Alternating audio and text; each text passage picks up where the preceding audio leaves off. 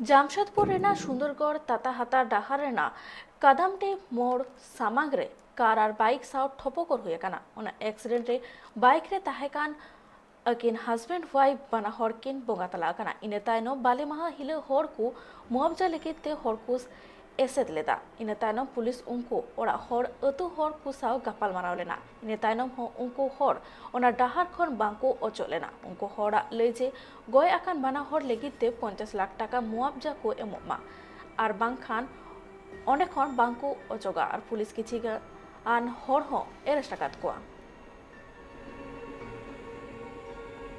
Late हो गया सड़क एक्सीडेंट में, इसलिए हम लोग यहाँ पर बैठे हैं। वार्ता आप लोगों की तो वार्ता की गई थी मुआवजे को लेकर, कोई निष्कर्ष नहीं निकला? नहीं निकला है अभी तक। क्या बोल रहे हैं वो लोग बोल रहे कि 1-1.5 लाख देंगे, वैसे में नहीं होगा, हम नहीं लेंगे 1-1.5 लाख रुपये। आप लोग क्या मांग कर रहे हैं? हम लोग 50 लाख रुपया मांग किए हैं और जो अच्छा एक चीज़ बताइए, फैमिली जो है सपोर्ट चाहिए। मेरे मम्मी पापा बाइक से जा रहे थे और जो ड्राइवर था शराब पी के ठोक दिया मेरे मम्मी पापा को। सीआरपीएफ का जवान था क्या? हाँ सीआरपीएफ का जवान।